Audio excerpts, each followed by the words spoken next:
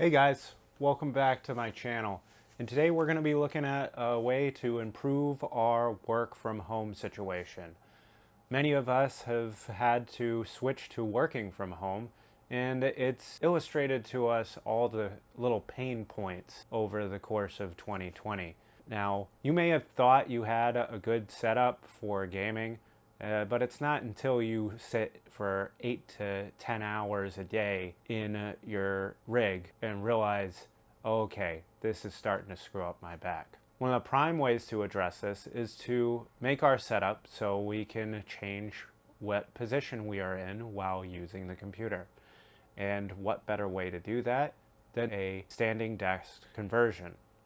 Today we're going to be looking at how to build and install a powered standing desk kit onto either an existing or new desk setup.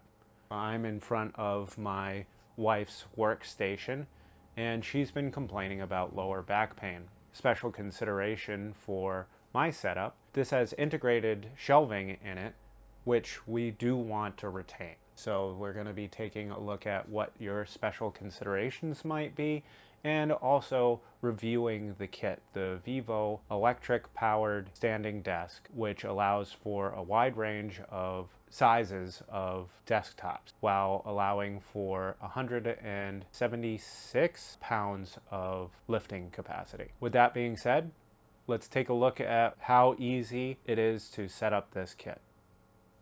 All right, so now we've got our box up in the room. I'm going to open it up, show you what's inside.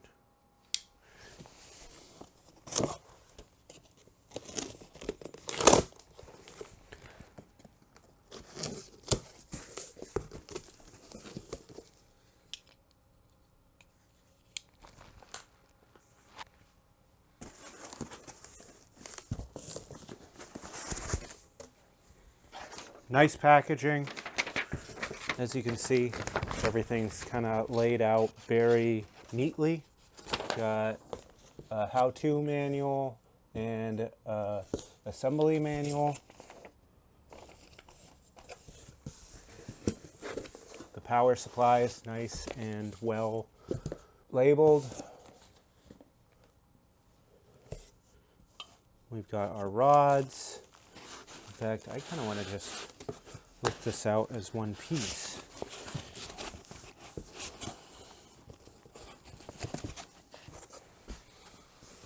Keep it nice and organized. And then we've got our bottom area. So the packaging, I'm quite impressed with. Like, usually you get something and it does not have the adequate amount of padding. I don't see any way, even if you get this box all dinged up or anything like that, this is going to survive. It's going to be fine.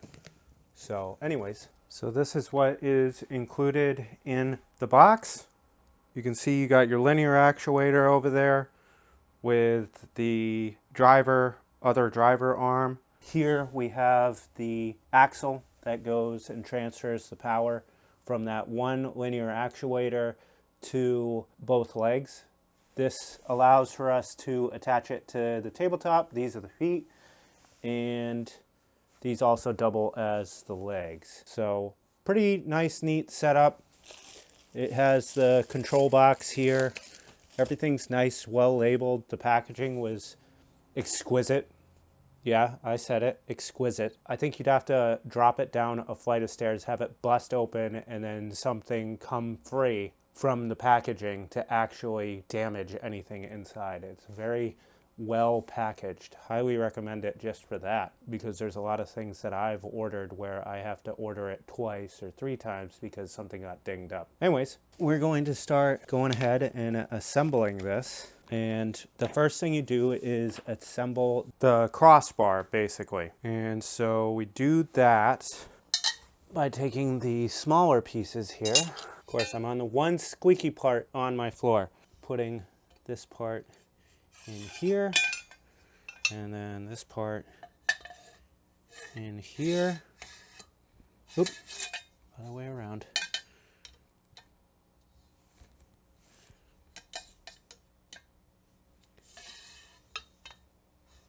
partially insert these M6 bolts. These are going to lock this in place later. All right, so we're going to take that linear actuator and we're going to line up. There's 2 holes here and 2 holes here. And this is going to line up with the 2 holes here and here. We're going to use the M610 bolts, which is the next packet.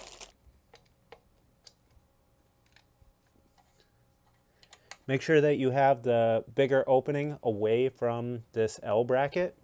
It's going to allow us to put the bolt in through that side and get a nice connection there.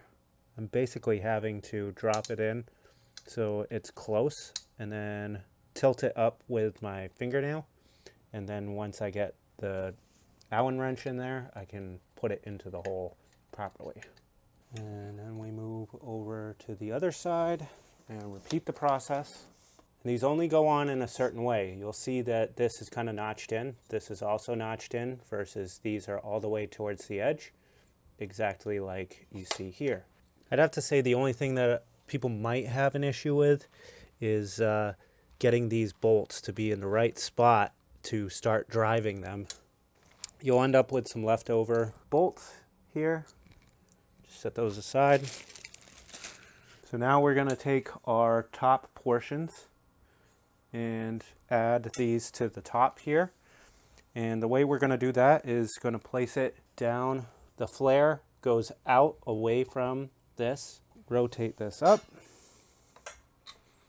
And we're going to use the remainder of those M6 by 10 bolts.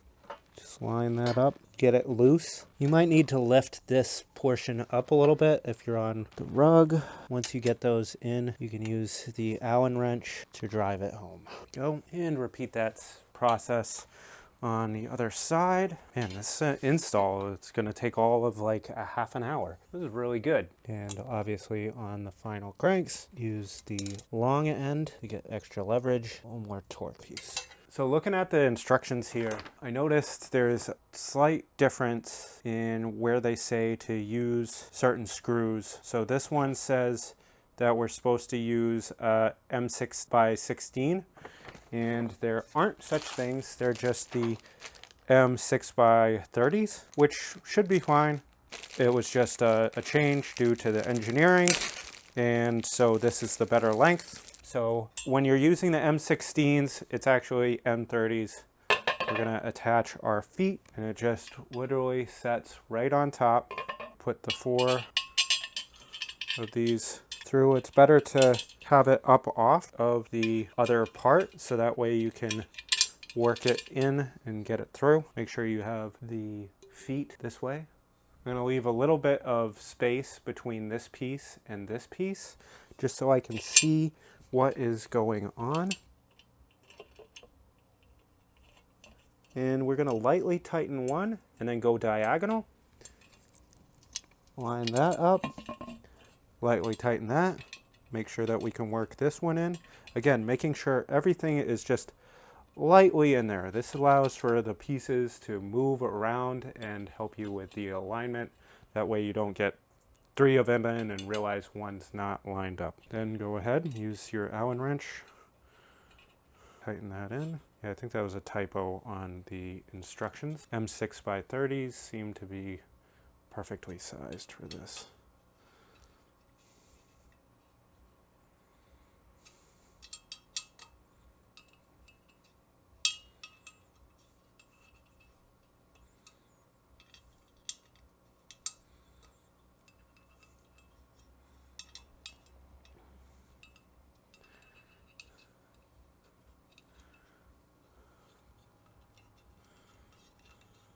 And repeat this process on the other side.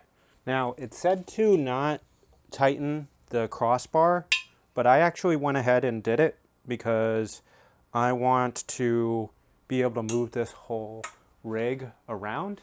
And so I just gently tightened one of each of the screws on that telescoping part. So that way, as you can see, I can move this around easily without having it like flop all around and get hit. And now what they're going to have us do is attach our tabletop to this. And the screws that are included are only ST 4.8 by 16s. So it's going to be relatively thin. As you can see, that's about an inch right there. So most of your countertops are going to be compatible with this. It's not going to go through.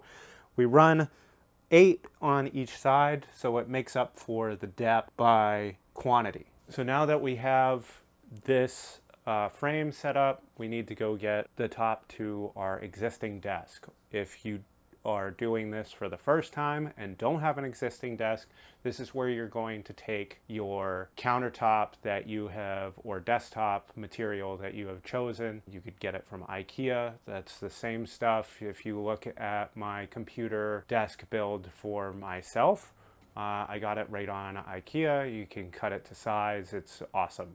Relatively cheap, looks great, works awesome. I can tell you from experience. So let's go over to my wife's desk and we'll be taking that apart so that way we can convert it to a standing desk.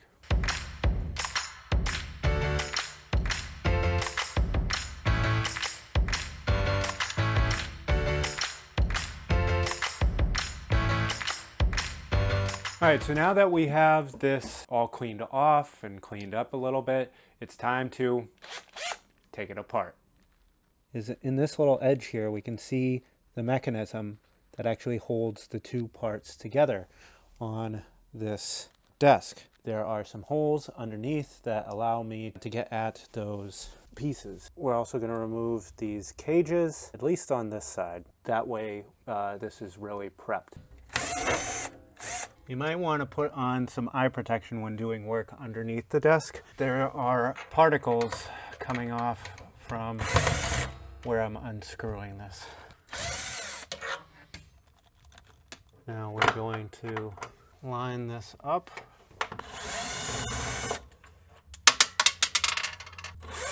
Now this is freestanding. So let's go back up top and we'll remove this the rest of the way. We'll take off the legs on that side as well.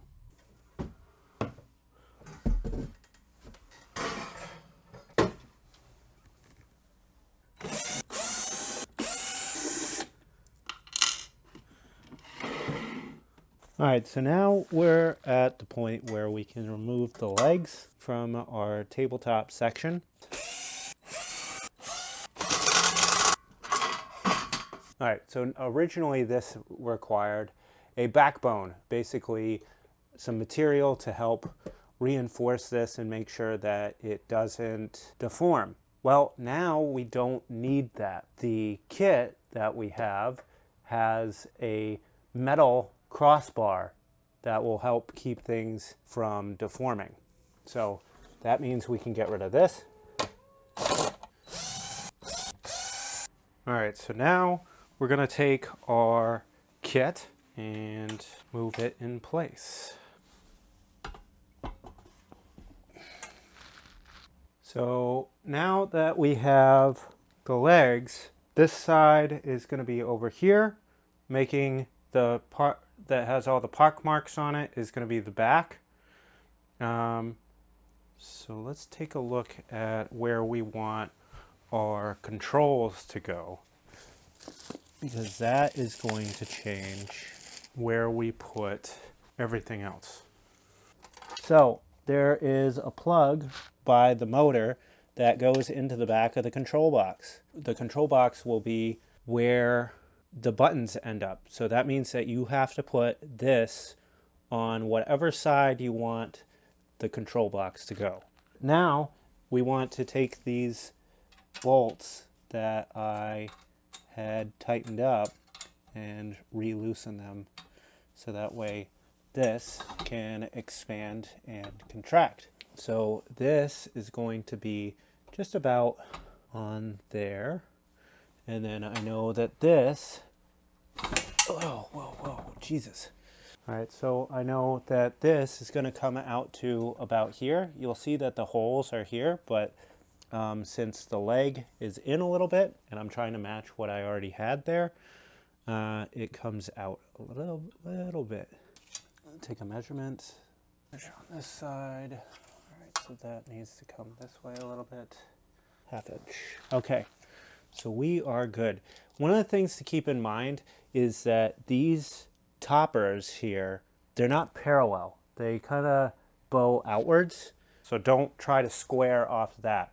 Square by taking a measurement at each end and making sure that the gap is the same.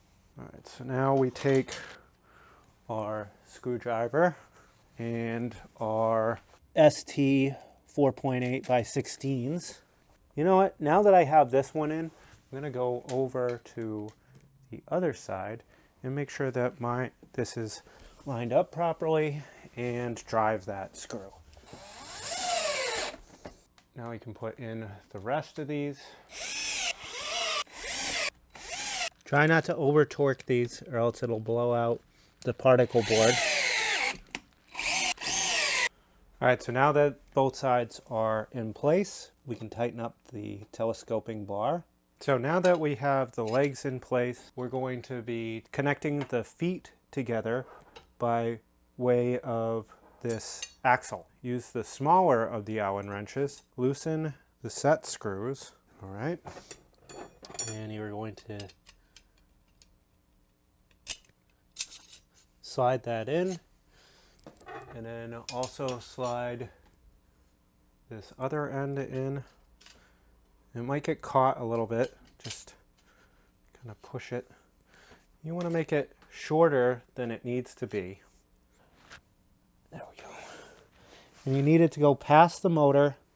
And when feeding it in, you want to make sure it goes all the way through into, there's a bearing behind the motor. You need it to go all the way in on that. And then you bring it over to the other side and push it in on there. And that will click on that side. Once you do that, you come back towards the center and tighten up your set screws. Now we're going to go ahead and place our controller. There are 2 tiny screws. Leave that loose. Peel back. Now remove the protective film and try to position this so that hangs under just a little bit. And once I have that, hold this down and torque this the rest of the way in place. Not too tight because it is plastic. And then we're going to take this cord from the motor and plug it in over here. Make sure that you have 2 of these reserved for the power supply. I don't know why they didn't just give us enough, but that's really my only gripe. We're going to take this along with these 2 and the zip ties, and basically this has to plug in here and it can go anywhere. I'm going to probably put it over on the other side. It's also a good idea to plug it in both sides of the power so that way you can tell, okay, is this going to clear? Is it not going to clear? Ah, that will clear. All right, so we're going to put this like this. And if you want to get all super pretty with this, then go ahead, but I'm not going to be able to see this, so I don't care. Slide your zip ties through.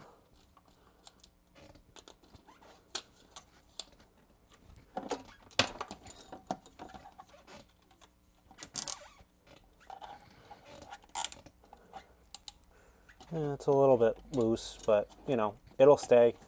It's enough to keep any strain from getting on this. And now we're good to take this setup and flip it over. Ooh, that is a bit heavier now. Plug this in and test it. Not to mention, I need to raise this up so that way it will fit. So there we go. And now what I can do is pick this up and move it into place.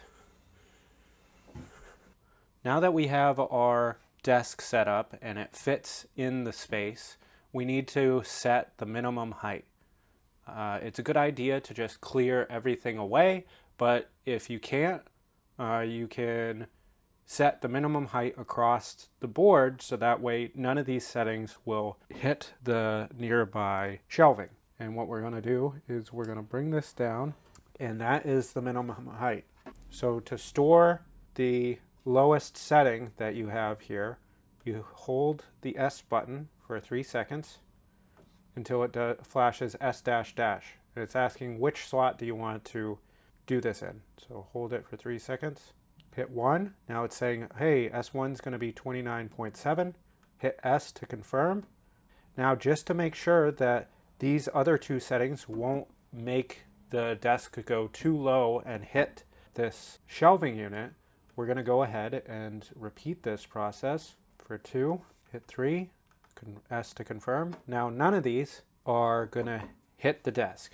Now what you want to do is set it to the highest point that you want before we go and put all of the monitors and stuff like that in place. So to set this properly for the highest point, I'm taller than my wife. So I'm going to set it to my height. And to know what your proper height is you want to keep your arms at a 90-degree angle. Once it's at that point, so we can see I have it at 40.8. I'm going to go ahead and store that. By having this at the tallest point, we can go in, add our cables, and know that we have enough slack to allow the table to travel the full distance up and down. So now that I've set the heights to the minimum and now I've brought it up to the maximum, I've taken the time to put the monitors up where they need to go, and I'm going to start putting all the electronics back in place. This lets me know which electronics need to be caged underneath this portion versus static under in the shelf area. And so I think there's going to be a rearrangement of the cages to sling this because most of the stuff is going to be on the mobile portion of the desk. And to have it caged under the mobile portion means you only have 2 or 3 cords going down to the wall outlet instead of having to worry about 5 or 6 not pinching on their way up to whatever's going on the mobile portion from the static area. So let's go ahead and do that.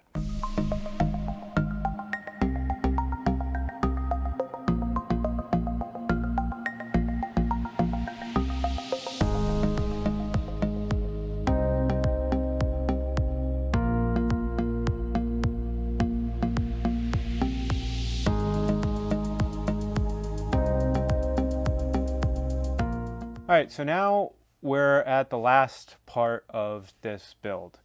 And this can be one of the most frustrating things, but it's also the most rewarding things, I feel, because, you know, my ADD gets satisfied by all the organization of cables.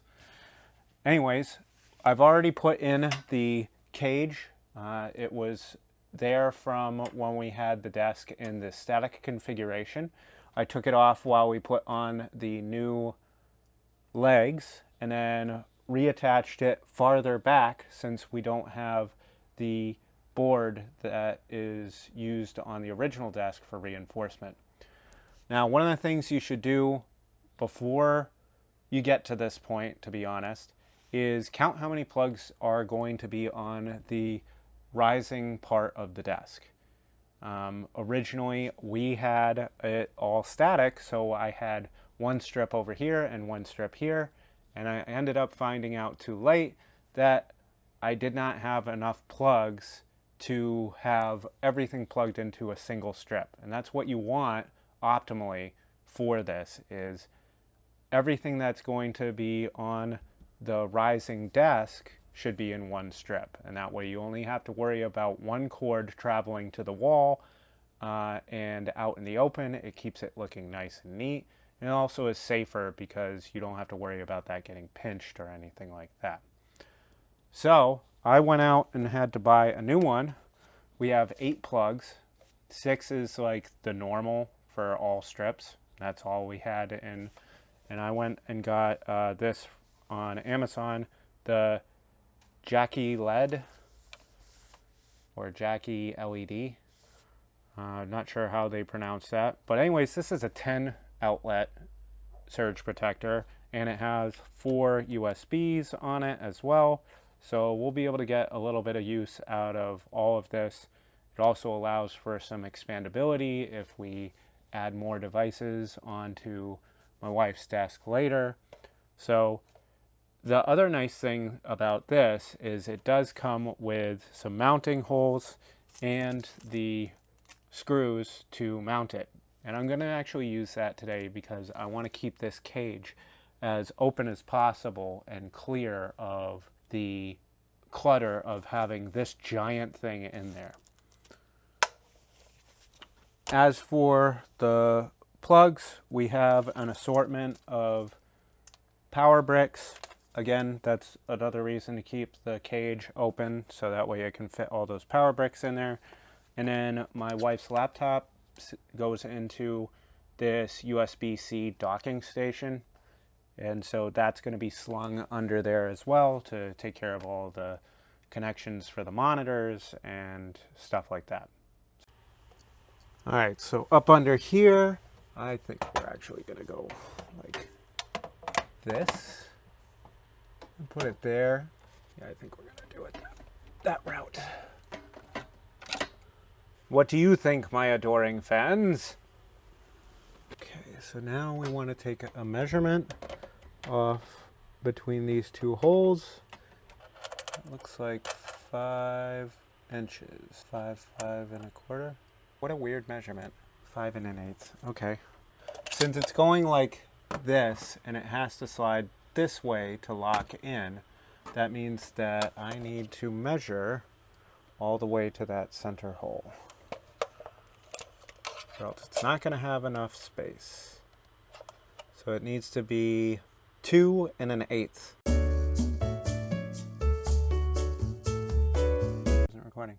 Okay, so I'm not sure what you guys missed, but what we ended up doing was screwing in the screws all the way, so that way the rubber feet on this would engage and help keep this from sliding off. All right, from this point, now that you got the idea of how you might want to go about doing this, you just go ahead and finish it out, plug it all in, tuck it up. There are a few straps that come with self-adhesive straps that come with the desk to help with this cable management. So if you don't have the cage, don't worry, you can still get some of it done with those straps. Anyways, I'll show you the end result after this. Shut up and sit down.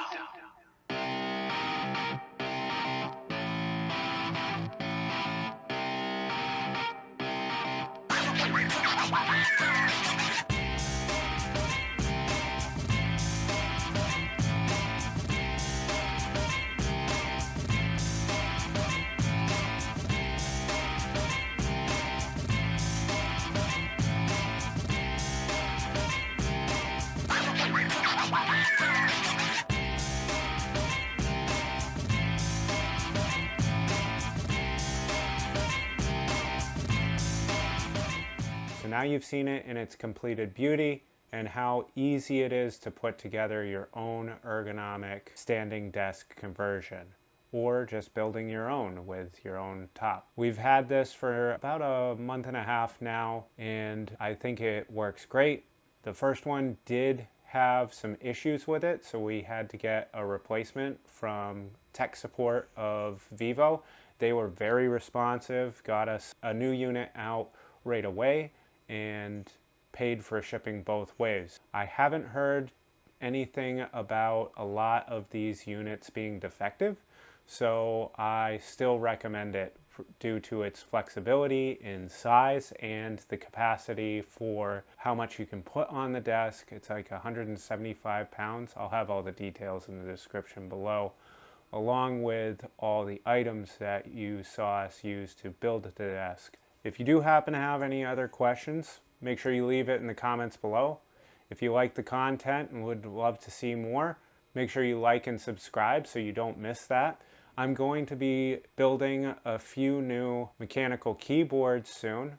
One which has a steampunk flair for my wife, which is based on the barley corn, and then a Sofel for myself because I'm all about those ergonomics. Barley corn should be relatively soon. I got most of the parts in. Whenever the parts come in, for those in the mechanical keyboarding community, you know how it is. But anyways, thanks for joining me, and make sure you keep re-engineering that tech.